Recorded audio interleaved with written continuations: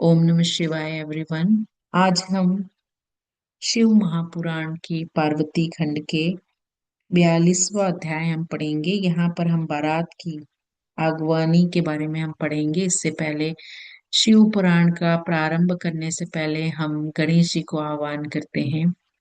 ओम गण गणपते नमः। ओम गण गणपते नमः। ओम गण गणपते नमः। ओम गुरुभ्यो नमः। ओम नमः शिवाय।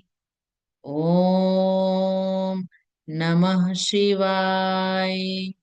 ओम नमः शिवाय। हे देवों के देव महादेव, आपकी कृपा से आज हम शिव महापुराण का पाठ और श्रवण कर रहे हैं। हमारे मन को, हमारे वचनों को, हमारे कर्मों को पवित्र करें। हमें सच्ची भक्ति दें, ज्ञान दें और हमें वैराग्य दें। आपकी कृपा प्राप्त हो। इस पाठ के पुण्य से समस्त हमारे परिवार में, लोगों के बीच में शांति हो, सबका स्वास्थ्य अच्छा हो, माँ लक्ष्मी की कृपा हो हमारे जीवन में, और हम इसे विश्व शांति के लिए भी समर्पित करें। ओम त्र्यंबकम यजामहे सुगंधिम पुष्टिवर्धनम उर्वारुकमिव बंधनान् मृत्युर्मुक्षीयमामृतात्। ओम त्र्यंबकम यजामहे सुगंधिम पुष्टिवर्धनम उर्वारुकमिव बंधनान् मृत्युर्मुक्षीयमामृतात्। ओम त्र्यंबकम यजामहे सुगंधिम पुष्टिवर्धनम उर्वारुकमिव बन्धनान् मृत्युर्मुक्षीयमामृतात्। कर्पूरगौरं करुणावतारं संसारसारं भुजगेन्द्रहारं सदा वसन्तं हृदयानविन्दे भवं भवानी सरितं नमामि। ओम नमः शिवाय। तो आज हम बारात की अगवानी के बारे में पढ़ते हैं। ब्रह्मा जी बोलते हैं, जब यह समाचार गिरिराज को मिला कि बारात नगर के निकट आ गई है। पहले हमने पढ़ा था कि कैसे बारात आ रही है। नारद जी द्वारा हिमालय का निरीक्षण करने के लिए नारद मुनि चेक करने आते हैं कि इनके घर में बारात के आने से पहले घर पे सारी सुविधाएं हो चुकी हैं कि नहीं। अब उसके बाद बारात की आने का समय आ गया। जब यह समाचार गिरिराज को मिला कि बारात नगर के निकट आ गई है, तो वो बड़ी ही हर्षित हो ब्राह्मणों को अग्रणी बनाकर सब पर्वतों को अगवानी के लिए भेज दिया। हिमालय स्वयं भी अपने को बड़ा भाग्यशाली समझते हुए आगे आए। देवसेना के दर्शन कर उनके हर्ष का अंत ना रहा। तदंतर शिव जी को देखकर हिमालय ने उन्हें प्रणाम किया और समस्त पर्वतों ब्राह्मणों ने सदाशिव को प्रणाम किया। इसी समय गरुण पर बैठकर शिव जी और हंस पर बैठे मुझको देखकर हिमालय ने आदर पूर्वक प्रणाम किया और शिव जी के इधर उधर तथा पीछे वाले सभी देवताओं को प्रणाम किया। हिमालय ने उत्साह पूर्वक वर का स्वागत किया और समस्त देवता मुनिगण अपने अपने सुंदर श्रृंगार कर शिव जी के साथ हिमालय के घर चले। उसी समय मैना ने शिव जी को देखने की इच्छा प्रकट की। हे मुनि, तब तुम बुलाए गए। वहां मैना ने तुमसे मदहारी शंकर के रूप को देखने की इच्छा प्रकट की। मैना बोली, हे मुनीश्वर, मैं उस शंकर भगवान को देखना चाहती हूँ। उनका रूप कैसा है जिसके लिए इतनी उत्तम तपस्या करनी पड़ती है। हे नारद, तब महल के ऊपर अट्टालिका पर चढ़ी मैना सभी का दर्शन करने लगी। देवताओं की सेना देख मैना साधारणतः प्रसन्न हुई। यक्ष राजा कुबेर, ईशान, फिर देवता देवराज इंद्र, फिर चंद्रमा, फिर सूर्य, फिर तेज पुत्र भृगु और देवगुरु बृहस्पति, ये सभी एक दूसरे से बढ़कर दुगने तेजस्वी ऋषि मुनि और देवता गणों सहित वहां आए। उन्हें देखकर मैना ने तुमसे यही कहा कि हे नारद, क्या ये पार्वती के पति शंकर जी हैं? हे नारद, तब तुम कौतुकी ने मैना के वाक्य सुनकर कहा, ये भी शिव नहीं है। पार्वती को वरण करने वाले शंकर जी तो इन सब भी बड़ी कहीं बढ़कर हैं। मैं उनकी शोभा का वर्णन नहीं कर सकती। वे समस्त ब्रह्मांड के नायक, सर्वोच्च एंड स्वयं प्रभु हैं। तब इस प्रकार नारद के वचनों को सुनकर मैना बड़ी ही प्रसन्न हुई कि माँ को अपने दामाद को देखने की कितनी खुशी है और वो उनको देखना चाहती है। मैना ज्यों ही इस प्रकार के शब्दों में अपने भाग्य की प्रशंसा कर रही थी, त्यों ही अद्भुत रूप धारण किए हुए भगवान शंकर वहां आ गए। तब उन भगवान शंकर को आते देखकर तुमने उन्हें प्रेम पूर्वक मैना को दिखाया और कहा, हे सुंदरी, देखो यही है भगवान शंकर जिनके लिए पार्वती ने तपस्या की है। यह सुनकर मैना प्रसन्न हो गई, शिव जी के अद्भुत रूप वाले गणों सहित उन्हें देखने लगी। इतने में शिव जी की अद्भुत सेना वहां आ पहुंची।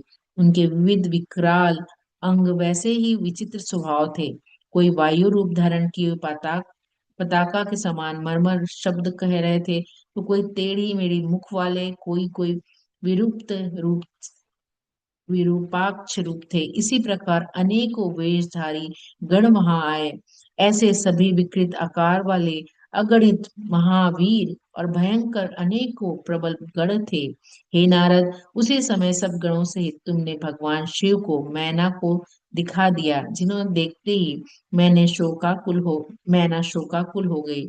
जब उन पांच मुख और तीन नेत्र वाले भूति भूषित भगवान को मैना ने बैल पर चढ़े हुए देखा, तो वे सर्वथा ही अधीर हो गई। वे चकित हो कांपती हुई विहल भ्रांता हो गई। तब उनकी इस दशा को देखकर तुमने उंगली से संकेत कर कहा, यह शिव है। हे नारद, तुम्हारा यह वचन सुनते ही मैना को बड़ा दुख हुआ और तत्क्षण वायु से टूटी हुई लता के समान पृथ्वी पर गिर पड़ी और तुमसे बोली, अरे दुराग्रही, तूने मुझे ठग लिया है। ऐसा कहते हुए वे तत्क्षण मूर्छित हो गई। उनकी सखियां उन्हें चेतना में लाने का उपचार करने लगी और धीरे धीरे उनको चेतना आई। उन्हें लग रहा था कि उनकी पुत्री इतनी कोमल है, इतने वर्षों तक उसने तपस्या की है, लेकिन जब उन्होंने शिव के गणों को देखा कि उनके टेढ़े मेढ़े फेस हैं, उनकी कई आंखें हैं, और उन्होंने शिव जी को बैल पर चढ़े हुए देखा, और शिव जी भी तीन नेत्र वाले हैं, और उनके शिव जी को पांच मुख के रूप में उन्होंने देखा, और वो ये सब देखकर बहुत घबरा गई और वो मूर्छित हो गई। वो मूर्छित हो गए। ब्रह्मा जी बोले, जब मैना कुछ सचेष्ट हुई तब अत्यंत क्षुभित हो विलाप और तिरस्कार की बातें करने लगी। पहले तो उन्होंने व्याकुल होकर अपने पुत्रों की निंदा की, फिर अपने पुत्री को दुर्वचन कहना आरंभ कर दिया। मैना ने नारद से कहा, हे अदम मुनि, हे दुर्बुद्धे, तूने सर्वथा ही मुझे ठग लिया। हाय, मेरे कुल आदि सब कुछ नष्ट हो गया। मेरे जीवन नष्ट हो गया। पता नहीं कि दिव्य महर्षि कहाँ चले गए। मैं उनकी दाढ़ी उखाड़ लूंगी। उस वशिष्ठ की तपस्विनी पत्नी सचमुच बड़ी दुर्ता निकली। मैंने ऐसा उसका अपराध ऐसा किसका अपराध किया था जो आज मेरे सर्वस्व लूट गया है। ऐसा कहकर पुत्री को ओर देख उसे कटु वचन कहने लगी। हे दुष्ट पुत्री, तूने मुझे दुख देने वाला यह क्या काम कर दिया है, जो तुम दुष्टा ने सरवुण देकर कांच खरीद लिया। हे पुत्री, तूने विष्णु जैसे परमेश्वर और संपूर्ण देवताओं को छोड़कर अपनी बुद्धि से शिव के लिए ऐसी तपस्या की। तेरी बुद्धि और रूप और चरित्र को धिक्कार है। तेरी सखियों को धिक्कार है। तुझे जन्म देने वाले हम लोगों को भी धिक्कार है। हे नारद, तुम्हारी बुद्धि और सुबुद्धि देने वाले सप्तऋषियों को भी धिक्कार है। तूने मेरा घर नष्ट कर दिया है। हे, यह पार्वती ही क्यों न मर गई, अन्यथा आज आकाश में किसी राक्षस ने ही इसे क्यों नहीं खा लिया। हे मुनि, अभी तेरा सिर काट लूंगी। ब्रह्मा ब्रह्मा जी कहते हैं, ऐसा कहकर मैना मूर्छित होकर पृथ्वी पर दोबारा गिर पड़ी और शोक और क्रोध से संतप्त हो अपने पति के पास गई। फिर तो बड़ा ही हाहाकार मच गया।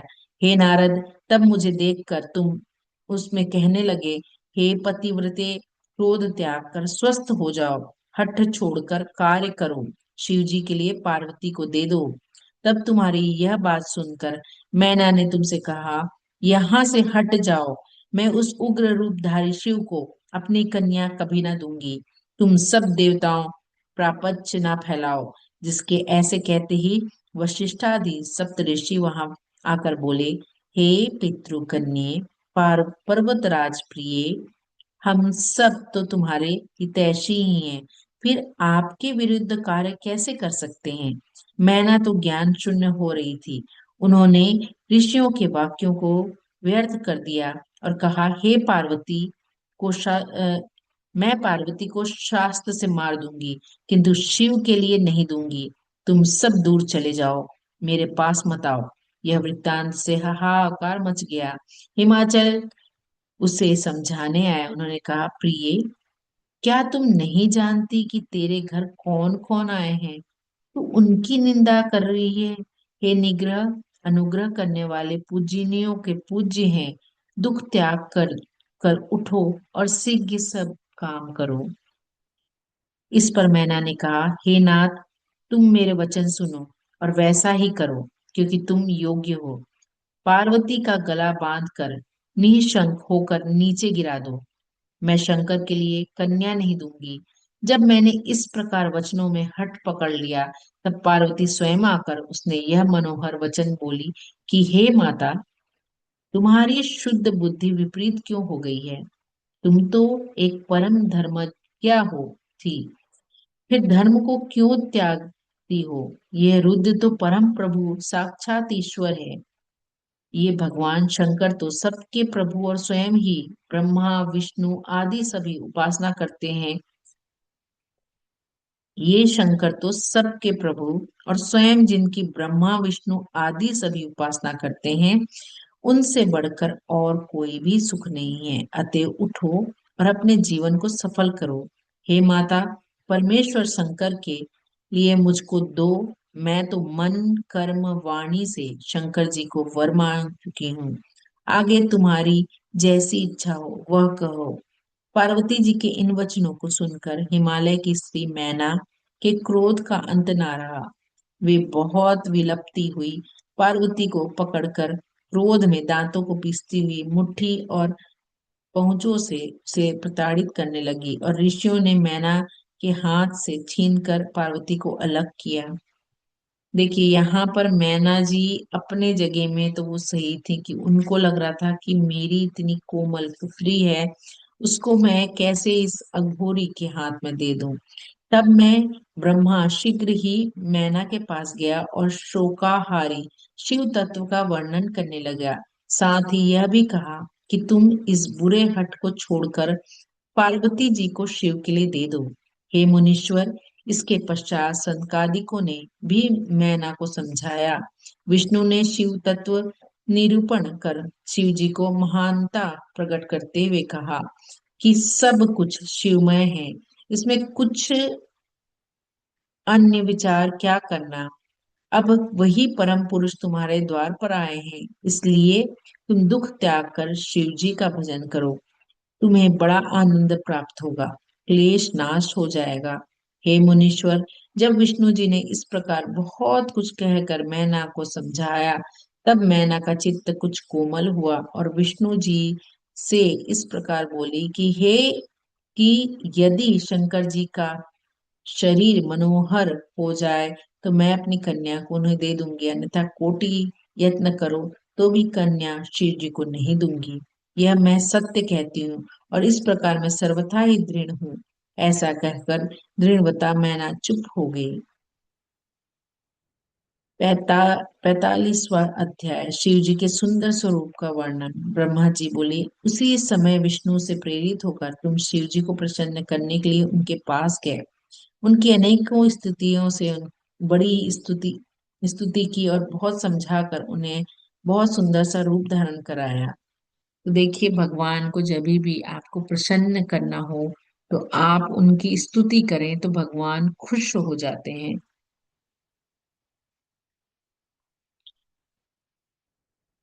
उन्हें देखकर तुम प्रसन्न हो मैना के पास आए और कहा, हे मैने, मैं विशालाक्षी देखो, मैं हे विलाक्षी देखो, तुम पर कृपा करके शिव जी ने बहुत ही सुंदर रूप धारण किया है। मैना ने देखा, शिव जी ने करोड़ों सूर्य के समान तेज वाला सुंदर रूप धारण किया है। इनके सभी अवयव सुंदर थे और वे विचित्र वस्त्र धारण किए थे। तब अनेकों प्रकार के आभूषणों से अलंकृत थे। उनका वह गौर क्रांतिमान रूप और शिव के अग्न भाग में चंद्रमा की रेखा सुशोभित थी। मैं और विष्णु आदि सभी देवता उनके आचरण में लगे थे। अनेकों गण जय जय शब्द करते हुए अति प्रसन्न होकर आगे चल रहे थे। शिव जी को देखकर मैंने चित्रलिखित से थोड़ी देर के लिए ठि- ठिठक गई। फिर प्रेम पूर्वक शिव जी से इस प्रकार बोली कि मेरी पुत्री धन्य है जिसने कि अपने महान तप द्वारा आपको प्राप्त किया है।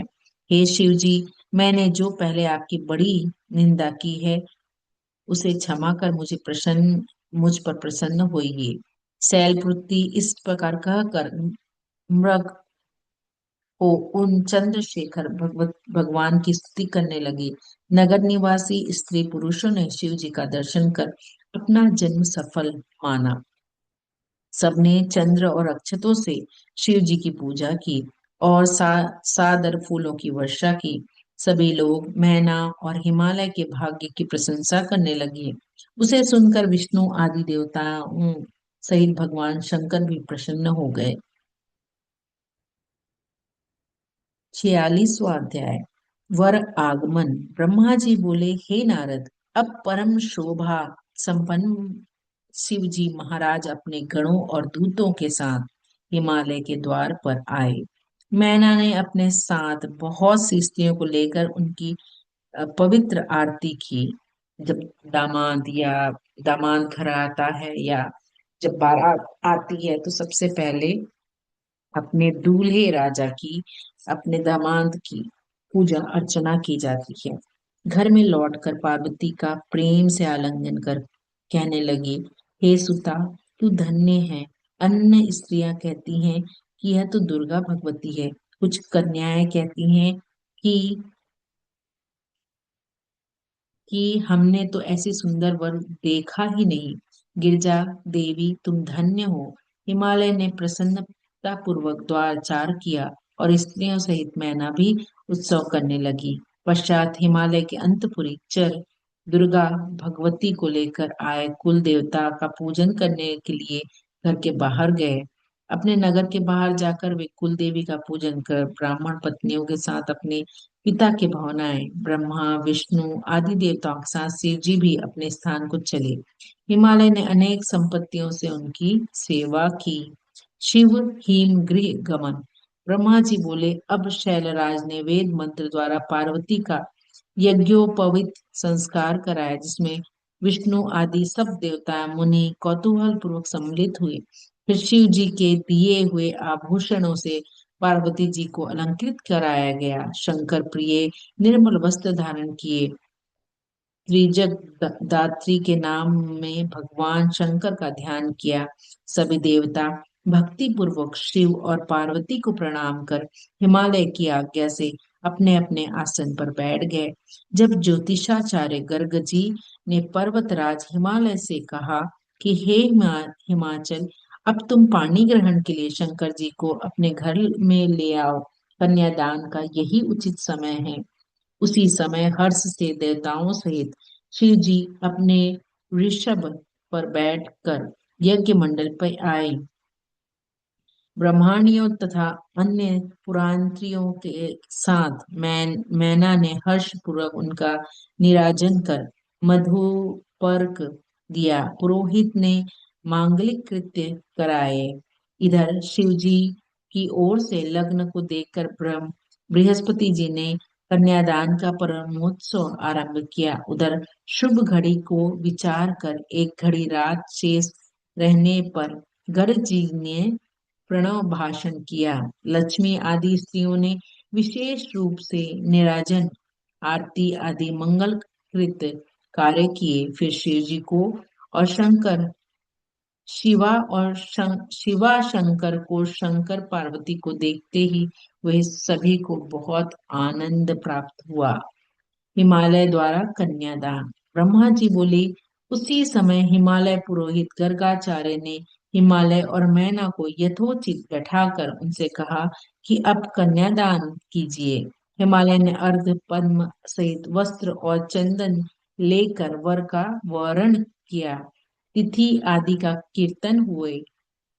फिर हिमालय ने सृष्टिकर्ता शिव जी से हंसते हुए कहा कि हे शंकर, आप अपना गोत्र, प्रवर, कुल कहिए तथा नाम, वेद, शाखा बतलाइए। हिमालय ने इस प्रकार कहने पर चिंता रहित भगवान शंकर चिंतित हो गए और उसने कुछ भी कहते न बना। तब उन्हें निरुत्तर देख, हे नारद, तुम अपने हृदय में शिव का स्मरण कर हिमालय से बोले, हे शैलराज, भला तुम कितने मूर्ख हो जो महेश्वर से ऐसे प्रश्न करते हो। महादेव जी के गोत्र और कुल को तो विष्णु और ब्रह्मा भी नहीं जानते। अन्यों का तो कहना ही क्या है। यह तो अरूपण पर ब्रह्मा प्रकृति से परे निर्विकार निरकारी हैं। यह तो अरूप पर ब्रह्म प्रकृति से निराकार मायाधीश हैं और पर से भी परमात्र हैं। तब इन स्वतंत्र भक्त वत्सल को गोत्र और नाम क्या होगा। तुम प्रसन्न हो, कन्यादान करो। महेश्वर का गोत्र और कुल नारद नारद है। नादमय शिव, शिवमय नाद में कोई अंतर नहीं है। हे नारद, तुम्हारे इन वचनों को सुनकर गिरिराज महेंद्री विस्मय रहित और संतुष्ट हुए। तदुपरांत हिमालय और मेरु आदि से एक ही साथ कहा कि हे गिरिराज, अब कन्यादान में विलंब ना कीजिए। तब मित्रों का वाक्य सुनकर हिमालय ने भगवान को सविधि कन्यादान किया और कहा, हे परमेश्वर, मैं आपको यह कन्या अर्पित करता हूँ। फिर तो मंत्रों द्वारा हिमालय ने महाशिव भगवान को अपनी कन्या का दान कर दिया। हिमालयन के बंधु वर्गों ने शिव का पूजन कर शिव जी को सुद द्रव्य दान दिया। हिमालय ने दहेज में नाना प्रकार के द्रव्य दान किए। इस प्रकार अपनी पुत्री पार्वती को शिव जी के लिए विधि पूर्वक अर्पित कर हिमालय कृतार्थ हुए।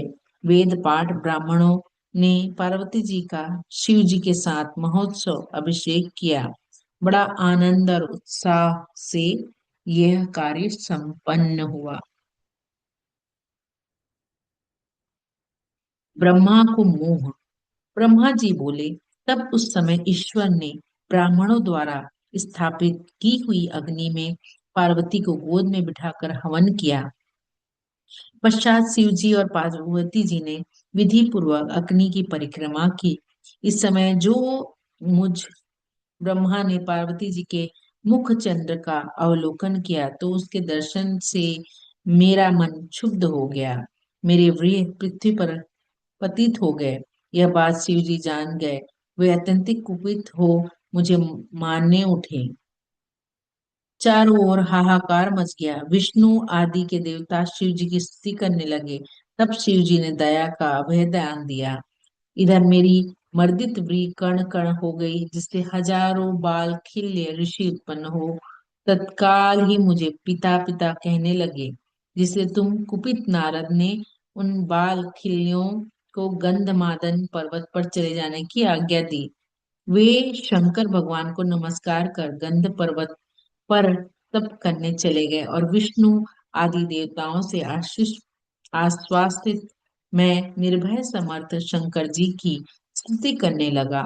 तब शिव जी ने प्रसन्न होकर मुझे सृष्टि रचने की का वर दिया और सबको आनंद हो गया।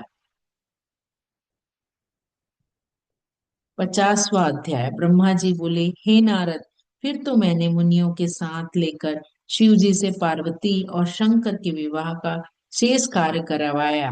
शिव और शिवा, तो भगवान शिव और माता पार्वती को यहाँ पर शिवा कहा गया है। शिव और शिवा एक आसन पर बैठे, सभी देवता चराचर जीव मन में प्रसन्न हो जय जयकार करने लगे।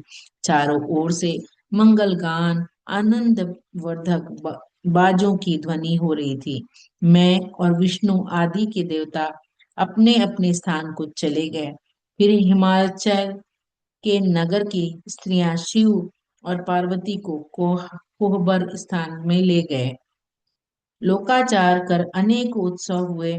फिर सब कृत्यों से निवृत्त हो सुंदर घर में लिवा ले गई। देवताओं की स्त्री देवताओं, नागों और मुनियों की कन्या अगणित संख्या में आकर शिव के पास बैठ गईं। तब कर्म पूर्वक वे देवतियां शिव जी की हंसी की बातें करने लगी। तो जैसे विवाह का जो माहौल होता है, जैसे शादी का माहौल होता है, वैसा ही शिव जी और माता पार्वती के विवाह के समय ऐसी चीजें हो रही थी। कोई कहती, हे महादेव, इस प्रकार प्राण प्यारी सती तो तुम्हारे समीप ही स्थिर है। इनके चंद्रमुख को देखकर अब तो विराह संकट का त्याग कीजिए। अब तुम्हारा इससे वियोग ना होगा। अब शिव जी बोले, हे देवियां, आप सभी साध्वी जगत की माता हैं, मैं तो आपका पुत्र है, फिर आप मुझसे यह सब क्या कहती हैं? शंकर जी का ऐसा वचन सुन देवताओं की स्त्रियां लज्जित होकर चुपचाप पुतली के समान चित्र लिखित सी रह गईं। शिव जी ने मिष्ठान और जलपान कर तांबूल ग्रहण किया। ब्रह्मा जी बोले, इस समय अनुकूल समय, तांबुल यानी पान जो होता है ना, पान खाया। तो देखिए, भगवान को जो पान चढ़ता है वो भी बड़ा ही शुभ माना जाता है। देवी माता में पान चढ़ता है। और आप देखोगे कि कई बार कई लोगों के में देवी आती है तो कई बार वो पान भी मांगती हैं।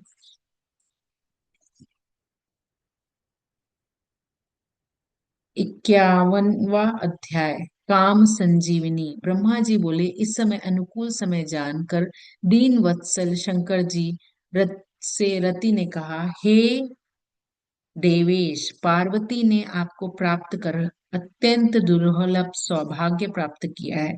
परंतु यह तो कहिए कि निष्प्रयोजन ही आपने मेरे पति को क्यों भस्म किया?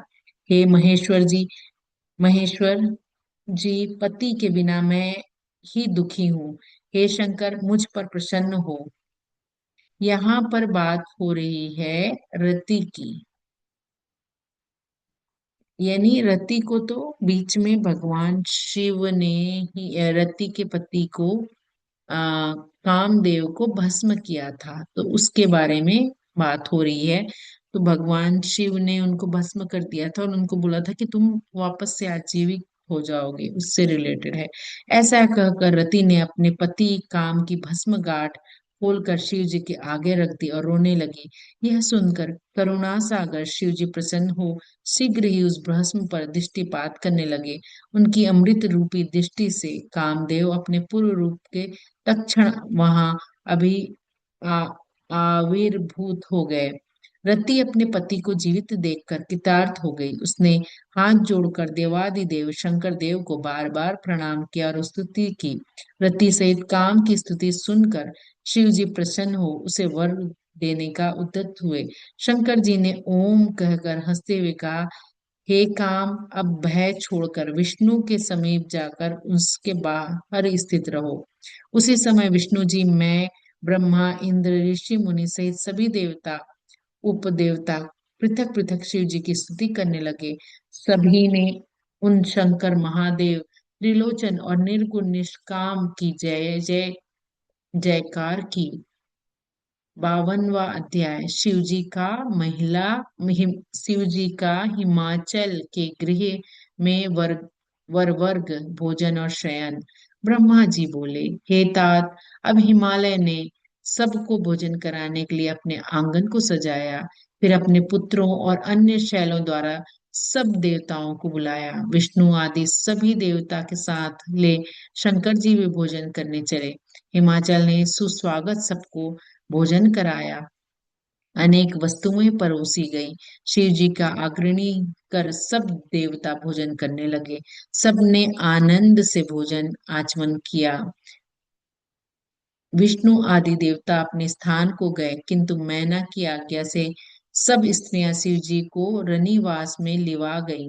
पर्वतराज ने उस रनिवास को देखकर महेश्वर प्रसन्न हो गए। उसी समय विष्णु जी की आज्ञा से धर्मराज ने शिव जी के पास जाकर उनसे जनवासे में आने का निवेदन किया। तब मैना ने आज्ञा आगे आगे धर्म और पीछे पीछे शंकर जी अपने जनवासे में आए। लोकाचार के अनुसार उन्होंने ऋषियों की वंदना की, विष्णु जी की वंदना की, फिर स्वयं भी देवताओं और ऋषियों की वंदना की। तिरपना तिरपन 53वां अध्याय। अब यहाँ पर विवाह संपन्न हुआ।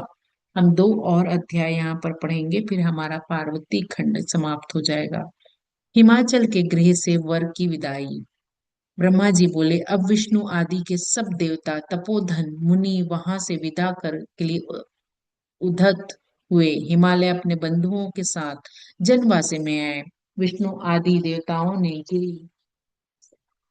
गिरी शार्दुल को धन्यवाद दिया और कहा, तुम्हारे समान त्रिलोकी में पुण्यधारी कोई भी ना होगा। हिमालय ने फिर शंकर जी को आमंत्रण कर बारातियों सहित सबको घर को बुलाकर उनके चरण धोए। फिर शिव जी सहित सबको सुंदर स्वादिष्ट भोजन कराया गया। पश्चात भोजन कर सब ने आचमन कर प्रसन्न हो तृप्त पा अपने स्थान को प्रस्थान किया। भैया आपके घर में कोई गेस्ट आए तो आप उनको अच्छा भोजन, अच्छा पानी, चाय पानी जब तक ना दो तो वो अतिथि की सेवा नहीं हो पाती। 5वें दिन सबने फिर चलने का प्रस्ताव भेजा, परंतु हिमालय ने आग्रह कर सबको पुनः रोका और कुछ दिन के लिए शिव जी सहित सब देवता वही टिके रहे। पहले के समय में क्या होता था कि जैसे ही विवाह होता था, बाराती भी कुछ दिन, 1 या 2 दिन रुक जाते थे और सब अच्छे से वहां रहते थे, भोजन करते थे। और कुछ कुछ जगह में आज भी ये प्रचलन है। पश्चात पश्चात सप्त ऋषियों ने जाकर मैना और हिमालय को बहुत समझाया, शिव तत्व का वर्णन किया, शिव जी को विदा करने का अनुरोध किया। तब हिमालय ने स्वीकार कर बड़े आदर के साथ सबका विदाई किया। तब शिव जी कैलाश को चले गए तो मैना उच्च स्वर में रोती हुई शिव जी को बड़ी ही स्तुति कर उनकी कृपा मांगने लगी। पुनः पुत्री के समीप आकर मैना उच्च स्वर में रोने लगी, उन दोनों के आगे गिर पड़ी। तब शंकर जी ने मैना को समझा देवताओं सहित वहां से चला दिया। पुर के बाहर अपने उस उपवन में हिमालय ने उन्हें ठहराया। पश्चात वहां देवताओं सहित शिव जी की विदाई हुई। ब्रह्मा जी बोलते हैं, इनके अनंतर सप्त ऋषियों ने हिमालय से विदा मांगी। हिमालय पर्वती के वियोग से व्याकुल हो गए। हर्ष शोक में मैना पुत्र की विदाई की सामग्री संग्रह करने लगी। वेद और कुल का सविधि आचरण हुआ। मैना ने पार्वती को अनेकारूप भरणों से युक्त किया, 12 आभूषण दिए, सारा श्रृंगार किया। मैना के हृदय को जानने वाले एक ब्राह्मण की पतिव्रता स्त्री गिरिजा को पतिव्रता धर्म की शिक्षा दी। द्विज पत्नी ने कहा, हे पार्वती, मैं तुम्हारे कुछ पतिव्रता व्रताओं के लिए ऐसे धर्म का उपदेश करती हूँ जिन्हें उन्हें त्रिलोक का सुख प्राप्त होगा। हे देवी, तुम इसे ध्यान पूर्वक सुनो। अब पतिव्रता स्त्री धन्य और पूज्य हैं, जो अपने स्वामी को परमेश्वर मानकर उनके सदस्य उनकी सेवा करती हैं। पतिव्रता और गंगा में कोई भेद नहीं है। शिव और पार्वती के समान पवित्र हैं। स्त्री के लिए उसका पति ही सब कुछ होता है। उसका पति ही ओंकार है और वेद है और श्रुति है। पति तप है तो स्त्री क्षमा है। यदि पति फल है तो स्त्री सत्क्रिया है। वे शिवे ऐसे जानकर स्त्री नित्य प्रति की सेवा करें। हे शैलपुत्री, ऐसा करने से तुम्हारे सभी मनोकामना पूर्ण होगी। हे देवी, मैं तुमसे अधिक क्या कहूँ, क्योंकि तुम तो जगत की माता महेश्वरी हो और साक्षात शिव जी को अपना पति मान, शिव जी तुम्हारे पति हैं। तुम्हारा तो नाम सुनते ही स्त्रियां पतिव्रता होंगी। हे कल्याणी, जगत के आधार के लिए मैंने यह उपदेश तुम्हें दिया है। ब्रह्मा जी कहते हैं, ऐसा कहकर पार्वती जी को प्रणाम कर वह ब्राह्मण स्त्री चुप हो गई तो शंकर और प्रिया पार्वती को बड़ा ही आनंद हुआ। 55वां अध्याय, हिमाचल के घर से शिव और पार्वती की विदाई। ब्रह्मा जी बोले, इस प्रकार ब्राह्मणी ने देव पार्वती को पतिव्रत धर्म की शिक्षा देकर मैना से कहा, अब तुमको विदा अब इनको विदा करो। तब बहुत अच्छा कहकर मैना प्रेम की वशीभूत हो गई। उसी समय अपने सब ब्राह्मणों सहित हिमालय वहां आए। पार्वती ने बड़े भक्ति के साथ माता पिता और गुरु को प्रणाम किया। तब ब्राह्मणों ने आकर उनको सादर समझाया और कहा कि यात्रा की सुखद बेला टल रही है, देर मत करें। फिर तो हिमालय ने पालकी मंगाकर पार्वती को उसमें चढ़ाया। माता पिता ब्राह्मणों का आशीर्वाद प्राप्त किया। पार्वती ने माता पिता अन्य द्विज पुरोहित और उनकी स्त्रियों को नमस्कार कर प्रस्थान किया। प्रेम वश हिमालय बहुत दूर तक साथ साथ चलते रहे, तब तक चले जहां तक सब देवता ठहरे थे। सब देवताओं ने शिव जी की स्तुति कर उनकी परिक्रमा कर विवाह की बड़ी प्रशंसा की। पुनः सब अपने अपने स्थान को चले गए। फिर मुझे और विष्णु जी को शिव जी ने स्वयं प्रणाम किया और मैंने आशीर्वाद दिया। फिर हमने और विष्णु जी ने हाथ जोड़कर शिवा शिवा प्रणाम कर उनके विवाह की प्रशंसा की और अपने स्थान को आवे। शिव जी की भी कैलाश स्थिर हो पार्वती के साथ विहार करने लगे। समस्त गण आनंदित होकर उनका भजन करने लगे। हे तात, इस प्रकार शिव और पार्वती का विवाह संपन्न हुआ। जो शोकनाशक आनंदमयी आयुर्वर्धक है, जो शिव जी में मन लगाकर इसे सुनेगा और सुनाएगा, वह शिव लोक को प्राप्त होगा। इस व्याख्यान से यश की प्राप्ति होती है और वह स्वर्ग और आयु को देने वाला, पुत्र और पात्रों को बढ़ाने वाला, कामदायक और भुक्ति मुक्ति प्रदायक है। शिव जी के प्रतिष्ठिपान के समय तो इसे अवश्य ही पढ़ें और शिव संबंधी प्रत्येक कर्मों के आरंभ में इसे पढ़ें। जो पवित्र होकर शिव पुराण पढ़ता है, उनके सभी कार्य सिद्ध होते हैं। यह सत्य है, यह सत्य है। इति श्री महर्षि वेद व्यास कृत शिव महापुराण रुद्र संहिता श्री राम लग्न पांडे श्रीदास द्वारा तृतीय पार्वती खंड का भाषानुवाद संपूर्ण। शुभ मस्तु। तो आज हमने पार्वती खंड को समाप्त किया। चतुर्थ खंड में उसका पहला अध्याय है चतुर्थ कुमार, यानी चतुर्थ कुमार के बारे में। अब नेक्स्ट हम कल पढ़ेंगे। ओम नमः शिवाय।